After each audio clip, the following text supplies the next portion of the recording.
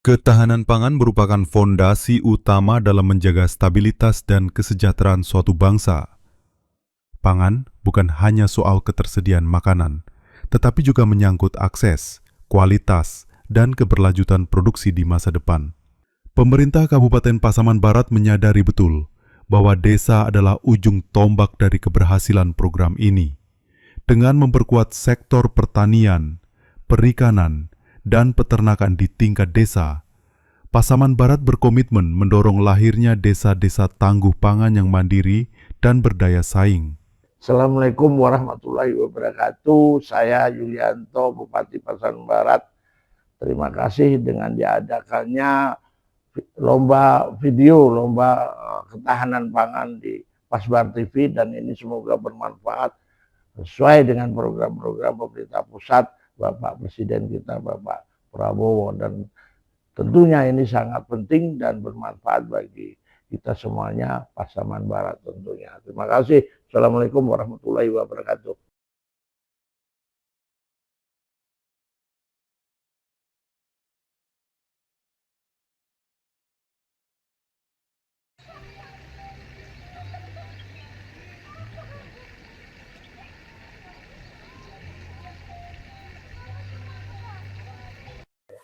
Baik, Bapak, kami dari Nagari ingin mempertanyakan ketahanan pangan yang telah kami berikan untuk kelompok dan untuk masyarakat.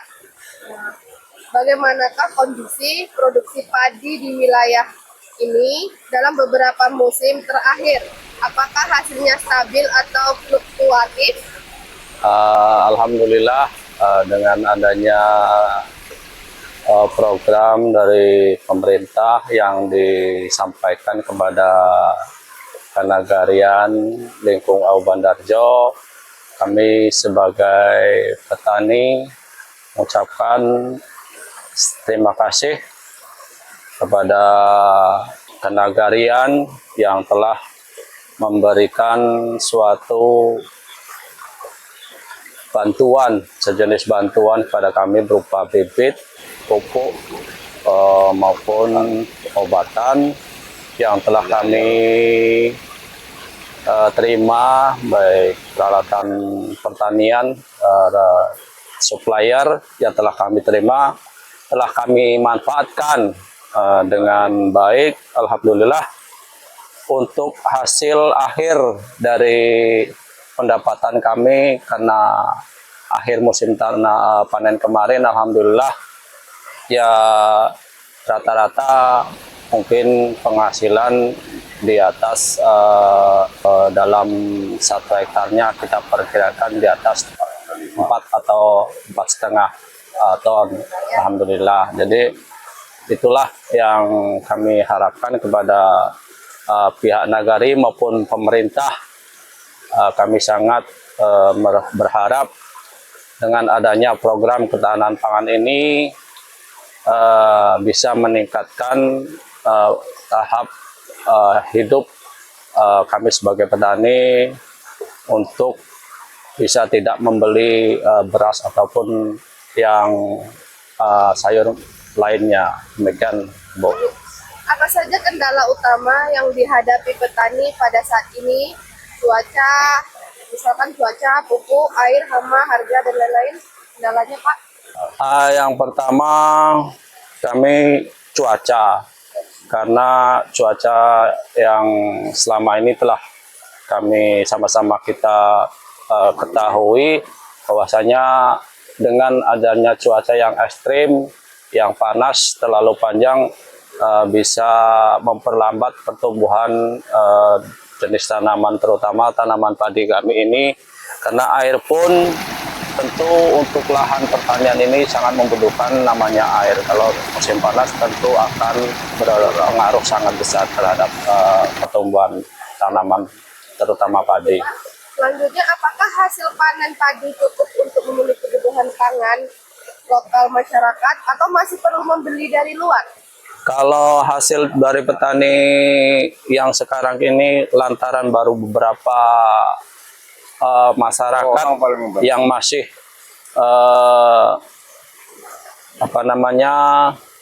yang masih mengikuti program dari pemerintah, terutama pemerintah negara untuk ketahanan pangan, untuk menanam padi ini. Jadi untuk saat ini mungkin masih kurang untuk kami masih membeli masyarakat membeli beras di luar. Ini bagaimanakah pengaruh perubahan iklim atau cuaca ekstrim terhadap musim tanam dan panen pada saat ini? Pengaruhnya sangat signifikan, terutama hama itu sangat kebal terhadap pengaruh atau penyemprotan kami untuk mengobati tanaman yang telah kena ini contohnya seperti apa kita lihat ini, kayak ulat, banyak kali ulat sejenis ini, ulat selendep atau apa. Yang jelas inilah yang mungkin sangat mempengaruhi pertumbuhan petani kita.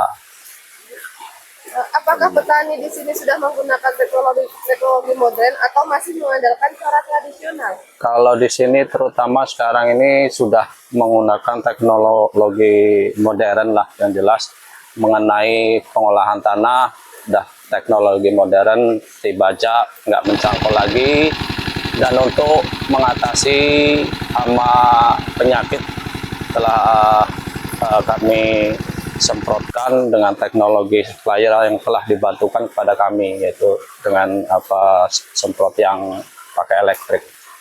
Sejauh mana pemerintah memberikan bantuan berupa subsidi benih, alat, dan pelatihan dalam menjaga ketahanan pangan padi ini, Pak? Mungkin sudah cukup banyak yang diberi arahan, cuman di sini karena mungkin agak vakum sedikit untuk mengenai penyuluhan terhadap petani kita. Jadi petani itu mengandalkan ilmu dari petani itu sendiri, otodidak. Lanjut Pak, bagaimanakah sistem penyimpanan dan distribusi beras di sini? Apakah sudah memadai untuk cadangan pangannya? Kalau di sini untuk penyimpanan belum ada. Apakah harga jual gabah atau beras yang diterima petani sudah layak? Jika belum, apa penyebabnya, Pak? Kalau yang jelas, kalau minimal harapan dari petani itu harga maksimal beras itu minimal 8.000 atau 7.000 per kilo. Jadi kemarin ini kita jual 6,5 sampai 6.000 rupiah. Alhamdulillah. Pertanyaan terakhir Bapak, apa harapan Bapak untuk meningkatkan ketahanan pangan berbasis padi di masa depan, baik dari sisi produksi maupun kebijakan? Ya, dari sisi produksi mungkin dari kami petani diharapkan dari sisi pendamping untuk penyuluhan itu sangat penting. Yang kedua dari segi pengairan, irigasi mungkin itu yang sangat menunjang untuk kami untuk ketahanan pangan terutama padi.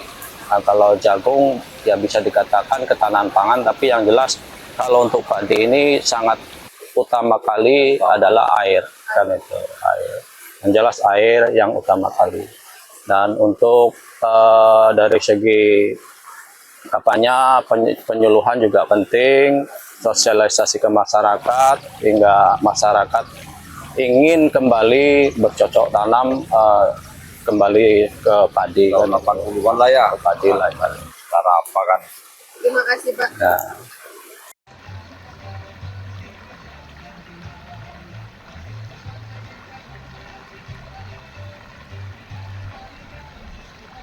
Pak, bisa diceritakan bagaimana kondisi usaha budidaya ikan di Nagari Limpung Awa Bandarjo ini? Kalau untuk air mendukung, dari segi kepribadian dan kelompok pun ada. Jenis ikan apa saja yang paling banyak dibudidayakan di nagari kita ini, Pak? Kalau untuk nagari kita, kalau untuk apa kebanyakan nila sama lele. Sejauh mana produksi ikan di daerah nagari Buka Oba Durjo ini berkontribusi terhadap kebutuhan pangan masyarakat lokal? Kalau kebutuhan belum bisa mencakup untuk pembudidaya di negari kita ini. Kalau untuk kebutuhan konsumen lokal. Apa saja kendala utama yang dihadapi dalam budidaya ikan? Kalau yang pertama cuaca. Dari segi cuaca di sini nggak bisa kita pastikan dari pH air.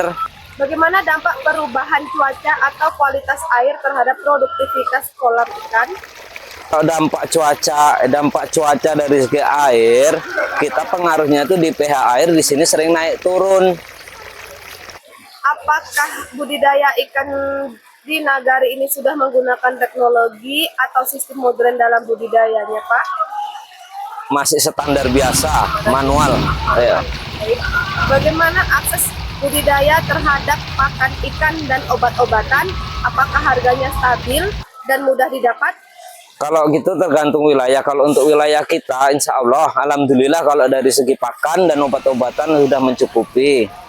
Apakah hasil budidaya ikan dijual untuk pasar lokal atau luar daerah atau dikonsumsi sendiri? Untuk jual pasar lokal. Menurut Bapak, bagaimana dukungan pemerintah nagari atau lembaga terkait dalam menjaga produksi budidaya ikan dan ketahanan pangan berbasis perikanan? Alhamdulillah, kalau untuk dari segi nagari, dukungan sama masyarakat sangat bagus. Dan dari segi kelompok dan pribadi, dapat merasakan hasilnya. Apakah ada tantangan dalam pemasaran hasil panen budidaya ikan? Kalau tantangan dari utama persaingan dari masyarakat luar.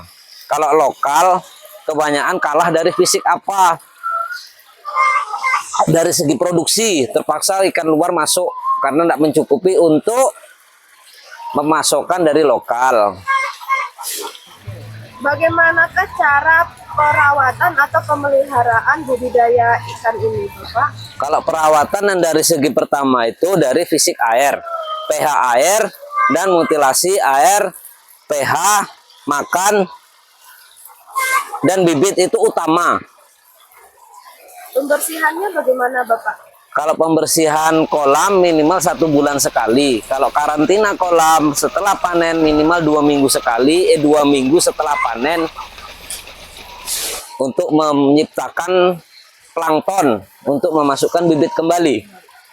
Apa harapan Bapak ke depan agar usaha budidaya ikan dapat terus berkembang dan mendukung ketahanan pangan di nagari?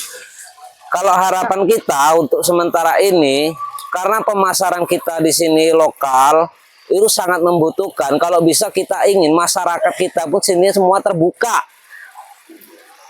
Supaya bisa mengikuti dengan yang kita jalani sekarang. Kalau dari segi lele, dengan pemasukan kolam kita yang berdasarkan besar dari luas kolam 4 kali 10 minimal masuk bibit 15.000. Dalam 15.000 itu pemeliharaan kita 2 bulan setengah, hasil panen 1,3 ton.